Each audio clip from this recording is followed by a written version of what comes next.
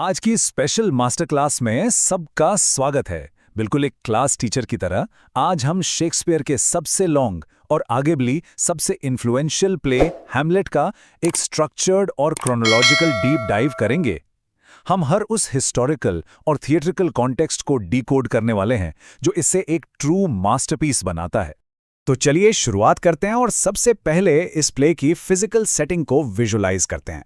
Imagine कीजिए Denmark का ये रियल लाइफ क्रोनोबर्ग कैसल, जिसे शेक्सपियर ने एल्सिनोर के कोल्ड और इम्पोजिंग किले के रूप में इमॉर्टलाइज कर दिया। इन्हीं डार्क और मैसिव दीवारों के बीच हमारी स्टोरी का हर एक कॉन्फ्लिक्ट और मिस्ट्री अनफोल्ड होता है। आज का हमारा विजुअल सिलेबस काफ़ी क्लियर रहेगा।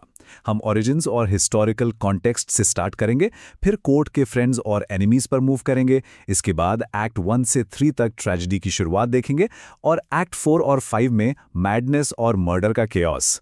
फाइनली हम इसके डीप एनालिसिस और लास्टिंग लेगेसी पर बात करेंगे। Section 1 origins and historical context. चलिए बिना किसी डिले के इस मास्टरपीस की फाउंडेशन को एक्सप्लोर करते हैं। यहाँ एक बहुत ही इंटरेस्टिंग हिस्टोरिकल फैक्ट है। हैमलेट का कोई सिंगल ऑथेंटिक टेक्स्ट एग्जिस्ट ही नहीं करता। स्कॉलर्स को इस प्ले को समझने के लिए 1603 से 1623 के बीच पब्लिश हुए फर्स्ट क्वार्टो, सेकंड क्वार्टो और फर्स्ट फोलियो को पीस टुगेदर करना पड़ता है। हर वर्जन में अलग अलग लाइंस और सीन्स हैं जो इसकी स्टडी को सच में और भी फैसिनेटिंग बना देते हैं। Section 2 the court, friends and enemies. इस डेनिश कोर्ट के भीतर चल रही इंटेंस पॉलिटिक्स और राइवलरीज को समझना बहुत इंपॉर्टेंट है। यहाँ हमें अल्टीमेट एनिमी डायनामिक देखने को मिलता है। एक तरफ है हमारा प्रोटैगनिस्ट प्रिंस हैमलेट, जो डीप ग्रीफ में है और बहुत फिलोसॉफिकल हो चुका है, और उसके ठीक ऑपोजिट खड़ा है एंटागनिस्ट, उसका अपना चाचा किंग क्लॉडियस। क्लॉडियस ने न सिर्फ राजा का मर्डर किया बल्कि थ्रोन कैप्चर करने के लिए इमीडिएटली विडो रानी गर्ट्रूड से शादी भी कर ली। ये क्लैश इस पूरी स्टोरी का कोर सेंटर पॉइंट है। इसके अलावा एक बहुत ही शानदार कंट्रास्ट है। हैमलेट के डीप हेजिटेशन और इनएक्शन की तुलना पोलोनियस के बेटे लेयरटीज से की गई है। लेयरटीज बिल्कुल ऑपोजिट है। जब उसके साथ कुछ गलत होता है तो वो इमीडिएट, एग्रेसिव और एनरेज्ड रिवेंज का परफेक्ट सिंबल बन जाता है। Section 3 tragedy unfolds acts 1 to 3। अब चूंकि स्टेज सेट हो चुका है, देखते हैं कि नरेटिव कैसे आगे बढ़ता है। स्टोरी का इंसाइटिंग इंसिडेंट होता है एक बेहद ठंडी रात में, जब किंग हैमलेट का घोस्ट अपीयर होता है। घोस्ट एक शॉकिंग सच रिवील करता है कि क्लॉडियस ने सोते वक्त उसके कान में पॉइजन डालकर उसका मर्डर किया था। ये सुनते ही हैमलेट रिवेंज की कसम खाता है और एक स्ट्रैटेजी बनाते हुए एंटिक डिस्पोजिशन यानी फेक मैडनेस का नाटक शुरू कर देता है। एक्ट 3 का सबसे क्रूशियल टर्निंग पॉइंट देखिए। हैमलेट ट्रैवलिंग एक्टर्स का इस्तेमाल करके एक play with in a play stage करता है। ये परफॉर्मेंस एग्जैक्टली उस घोस्ट वाली मर्डर स्टोरी की कॉपी होती है। और गेस व्हाट, मर्डर सीन देखते ही क्लॉडियस पैनिक होकर रूम से भाग जाता है। हैमलेट को फाइनली अपने अंकल के गिल्ट का एब्सोल्यूट प्रूफ मिल जाता है। लेकिन इसके तुरंत बाद आता है हेजिटेशन का सबसे बड़ा मोमेंट।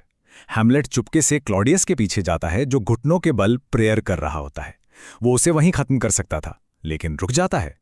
उसका लॉजिक था कि प्रेयर करते हुए इंसान को मारने से उसकी सोल सीधे हेवन चली जाएगी, तो एज अ रिजल्ट वो अपना वेपन नीचे कर लेता है। Section 4 madness and murder acts 4 and 5। चलिए देखते हैं कि प्ले का सेकंड हाफ कैसे एक अनकंट्रोलेबल कैस्केड में बदल जाता है। अपनी मदर गर्ट्रूड के साथ एक बिटर और अग्रेसिव कॉन्फ्रंटेशन के दौरान एक बहुत बड़ा ब्लंडर होता है। हैमलेट गलती से पर्दे के पीछे छुपकर स्पाई कर रहे पोलोनियस को स्टैब कर देता है, ये सोचकर कि वहां क्लॉडियस है। ये एक ऐसा पॉइंट ऑफ नो रिटर्न है जो पूरे कोर्ट को कंप्लीट केओस की तरफ पुश कर देता है। अपने फादर पोलोनियस की सडन डेथ और हैमलेट के ब्रूटल रिजेक्शन के कारण ओफेलिया का मेंटल बैलेंस पूरी तरह ब्रेक हो जाता है। जेन्युइन मैडनेस की हालत में कैसल में भटकने के बाद अल्टीमेटली एक नदी में ड्राउन होकर उसकी मिस्टीरियस डेथ हो जाती है। ये सच में इस प्ले के सबसे ट्रैजिक मोमेंट्स में से एक है। डेनमार्क वापस लौटने पर हैमलेट का सामना 2 ग्रेव डिगर्स से होता है, जो ओफेलिया की ग्रेव रेडी कर रहे हैं। हेवी टेंशन के बीच ये सीन एक ब्रिलियंट कॉमिक रिलीफ का काम करता है। यहाँ हैमलेट एक स्कल को होल्ड करके लाइफ की मॉर्टैलिटी पर एक प्रोफाउंड मेडिटेशन करता है और इस यूनिवर्सल फैक्ट को एक्सेप्ट करता है कि डेथ पूरी तरह इनएविटेबल है।